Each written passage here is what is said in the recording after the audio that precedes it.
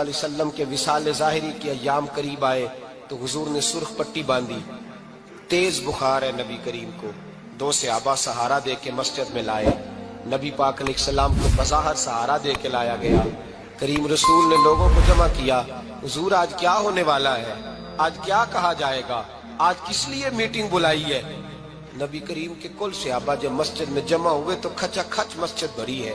وصال ظاہری سے چند یوم پہلے کی بات، نبی پاک نے فرمایا آج تمہیں کوئی جہاد کی ترغیب نہیں دینی، آج کوئی نیا پیغام نہیں دینا، آج تمہیں بتانا ہے کہ رب نے اپنے بندے کو اختیار دیا ہے، چاہے تو دنیا میں رہے، چاہے تو اس کی بارگاہ میں حاضر ہو جائے۔ اس عبد نے بارگاہ ربوبیت کی طرف لوٹنے کا ارادہ کر لیا ہے۔ حضرت صدیق اکبر رونے لگے تو صحابہ نے کہا تمہیں کیا ہوا؟ کہنے لگے سمجھ نہیں رہے، کسی کی بات نہیں کر رہے، نبی پاک تو اپنی بات فرما رہے ہیں، اس نے جانے کا ارادہ کر لیا۔ سنیے میرے بھائی، محبوب پاک نے فرمایا بھائی کسی شخص کو میری طرف سے کوئی تکلیف پہنچی ہو تو بدلہ لے سکتا ہے، بدلہ لے سکتا ہے، کسی کو تکلیف پہنچی ہو۔ صحابہ پھوٹ کے رونے لگے، محبوبہ کرم ہی کرم ہوا ہے، رحمت ہی رحمت آئی، آپ کے بارے میں گمان کرنے والا بھی دائرہ ایمان سے نکل جائے گا۔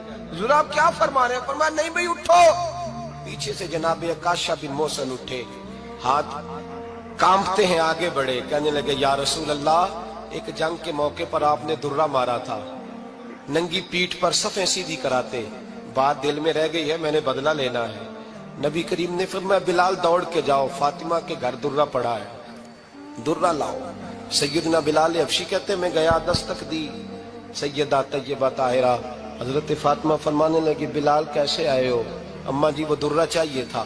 سیدہ کو تشویش ہوئی، کہنے لگے بلال نہ تو جنگ پہ جانا ہے، نہ جہاد ہے، نہ کوئی ایسا موقع ہے، حضور کی تو طبیعت مبارک بظاہر بڑی علیل ہے، درہ کیا کریں گے؟ حضرت بلال عرض کرنے لگے اماں جی ایک صحابی بدلہ لینے لگے ہیں، صاحب طبقات نے جملے لکھے ہیں، کہتے ہیں بی بی صاحبہ نے درہ بھی دیا اور امام حسن حسین کو بھی باہر نکالا۔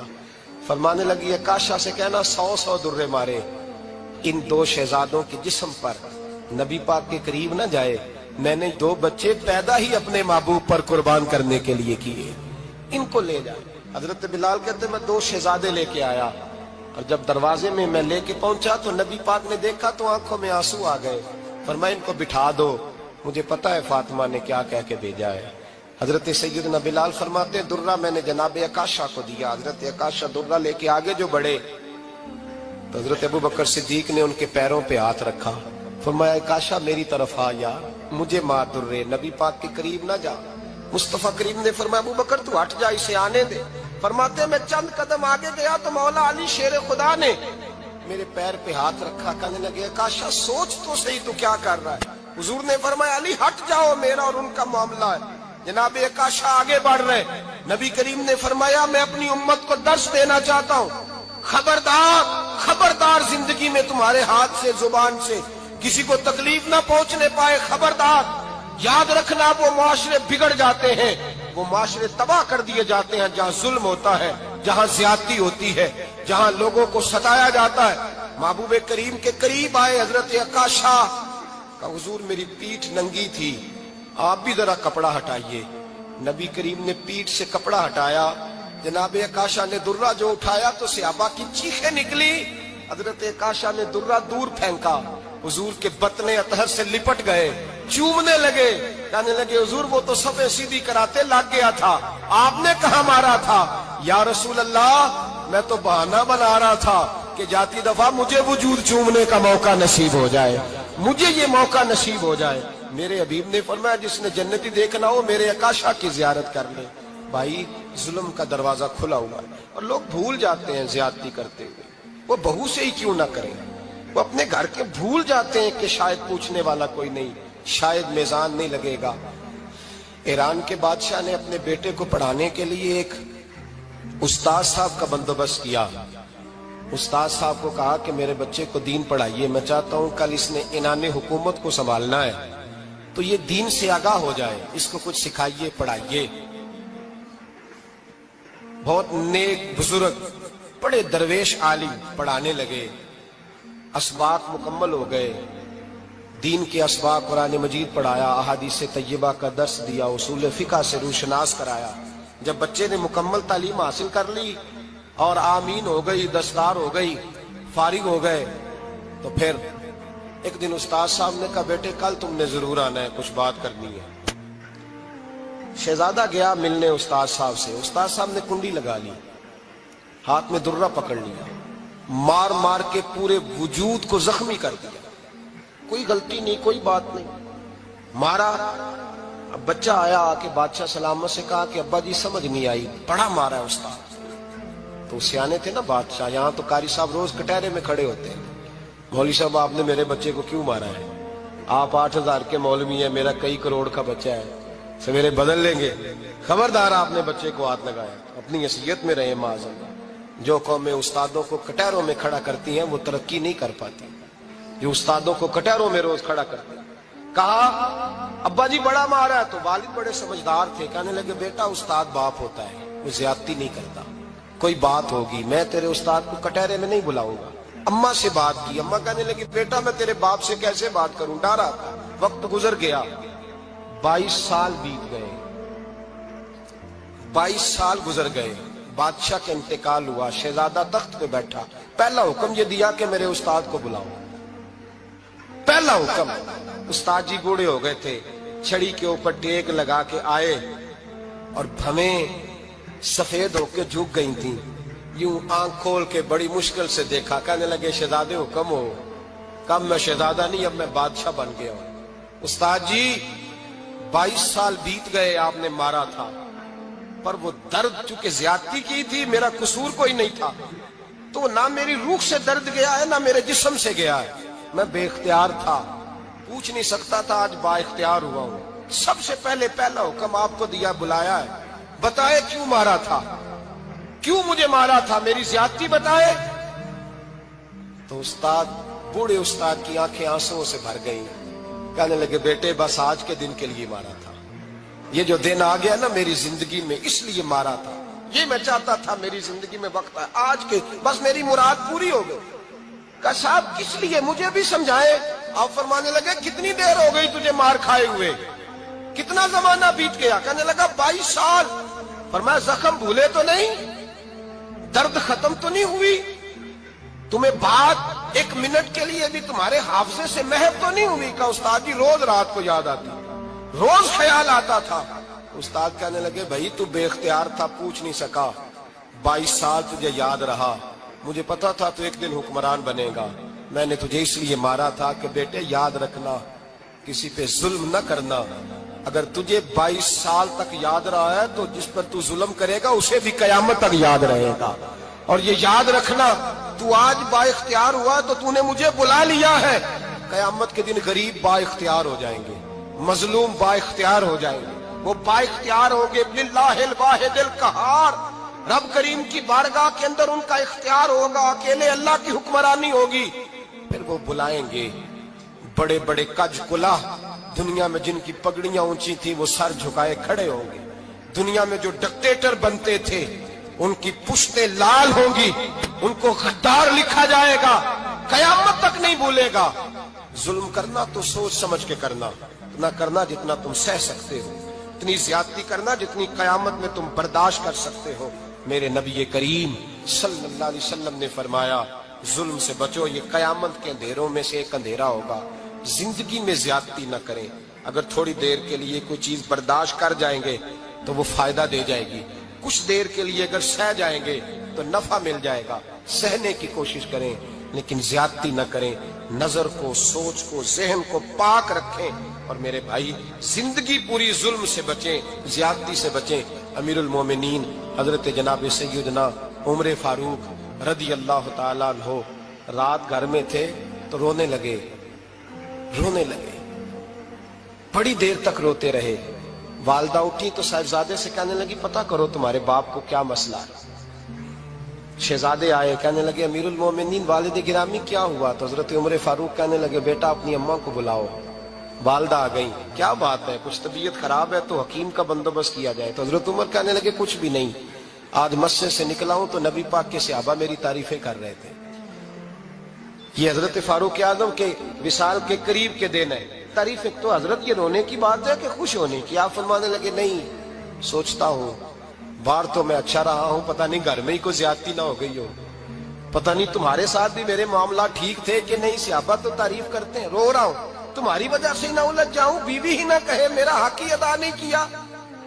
ये लफ्ज कहते कहते पहाड़ है ये शख्स, कैसरो किसरा कांपते हैं। हजरत उमर रो पड़े, बीबी से कहने लगे मुझे अल्लाह की रजा के लिए माफ नहीं कर देती, मेरे ऊपर बोझ था उम्मत का, मैं सारी रात मदीने की गलियों में फिरता था, दिन सारा मस्जिद में गुजरता था, मैं तुझे वक्त नहीं दे पाया, माफ नहीं कर देती। तो ज़ौजा कहने लगी नहीं उमर, मैंने भी जिंदगी में अपना कोई सुख चैन नहीं देखा, कोई चाव पूरा नहीं किया, मैं कैसे माफ कर दूं, मैं नहीं माफ करती। हजरत उमर जमीन पे बैठ गए, रोने लगे, कहने लगे चल माफ कर दे। कहने लगी एक वादा करो, कयामत के दिन रब करीम की बारगाह में मेरी सिफारिश करोगे, अल्लाह की बारगाह में अर्ज करोगे कि अल्लाह अच्छी थी, मुझे कपड़े धो के देती थी, रोटी पका के देती थी, मेरी इज्जत की मुहाफिज थी। जनाब उमर कहने लगे तेरे साथ वादा है, रब अपने फजल से उमर को जन्नत देगा तो उमर तुझे जन्नत में साथ लेकर के जाएगा, तेरे साथ वादा है। अरे भाई, जिनके दिलों में एहसास था कि हमसे कुछ ज्यादती ना हो जाए किसी जगह, वो तो यहाँ तक मामला करते थे, यहाँ तक उनका ख्याल रहता था। अजीजों, एक तो नजर में हया पैदा करें, वालिदैन की बहुत बड़ी जिम्मेदारी है। लाखों बच्चे मर्जी की शादियां कर रहे हैं, हजारों घर उजड़ रहे हैं, ये वो वाला जहर है जो हर घर में तेजी से फैलता चला जा रहा है। पहले हम कहते थे कि बच्चा बाहर ना निकले, अब कहते हैं अल्लाह कहीं मोबाइल लेके तनहा ना बैठ जाए, कहीं तनहा ना बैठ जाए, क्या बनेगा इसका अगर ये गंदगी और ये ऐसा नशा है जो उजाड़ के रख दे। बुखारी शरीफ में हदीस है, काज़ी अय्याज़ मालिकी रहमतुल्लाह अलैह ने बड़ी तफसील से लिखी है, रावी हजरत अनस बिन मालिक हैं। एक बंदा बड़ी दूर से आया नबी पाक सल्लल्लाहु अलैहि वसल्लम की ज़ियारत के लिए, बड़ी दूर से। अरब के जो सरदार होते थे उनके बड़े नाज नखरे होते थे, वो खैर आज भी हैं, प्रोटोकॉल का माहौल आज भी, यानी वजीर साहब के आगे दो चार गाड़ियां ना हो तो उनको मजा ही नहीं आता, पुलिस वाले आगे पीछे भागें तो हालांकि उनको नहीं पता कि जो पुलिस वाले आगे पीछे भाग रहे हैं ना, ये हुकूमत बदली तो गिरफ्तार करने भी इन्होंने ही आना है, लेकिन वो बड़ा मजा आता है जब लोग गाड़ी के पीछे भागते हैं। क्या बात है जनाब, बड़ी बात। और हमारी तबीयतों में पता नहीं कौन सी, तो नबी पाक सल्लल्लाहु अलैहि वसल्लम की खिदमत में वो शख्स बड़ी दूर से आया। तो अरब के बादशाहों का मिजाज था, प्रोटोकॉल बड़ा चाहते थे, उनका तो ये तरीका था कि हुक्मरानी करनी है जैसे भी हो। अगर किसी गुलाम ने धूप में बंधा रह गया, ऊंट और छांव में नहीं बांधा तो दुर्रे मारते थे, और अगर उसने खोल के बांध दिया तो फिर भी मारते थे, कहते थे इतना सियाना हो गया तो उन्हें पूछा ही नहीं, खुद ब खुद ही बांध दिया। वो शख्स हुजूर की बारगाह में आया और बहुत सारे लोगों के पास क्योंकि वो जाता था अपने सरबराह का पैगाम लेके, तो वो कांप रहा है जब हुजूर की बारगाह में गया, डर रहा है। अब जरा बात को समझना, नबी पाक सल्लल्लाहु अलैहि वसल्लम ने उससे फरमाया क्यों डरते हो, सादा आदमी है, देहाती है, बद्दू है। अल्लाह के रसूल ने थपकी दी, क्यों डरते हो? तो कहते हुजूर मुझे आदाब नहीं आते और मुझे डर आता है, कोई बात अगर ऐसी हो गई, आप मदीने की हुकूमत के सरबराह हैं तो कहीं आप नाराज ना हो जाएं। हजरत अनस बिन मालिक फरमाते हैं बात कहाँ की थी, पहुंच कहाँ गई। जब उसने ये कहा ना कि आप तो हुकूमत के सरबराह हैं, कहीं कोई गलती ना मुझसे हो जाए, तो नबी पाक की आंखों में आंसू आ गए, हुजूर रोने लगे और नबी पाक सल्लल्लाहु अलैहि वसल्लम फरमाने लगे ना भाई, तो किसी हुकूमत के सरबराह के पास नहीं आया ना, तू तो उस बेटे के पास आया है जिसकी माँ गोश्त के खुश्क टुकड़े खा के भी गुजारा कर लेती। मैं तो एक गरीब माँ का बेटा हूं।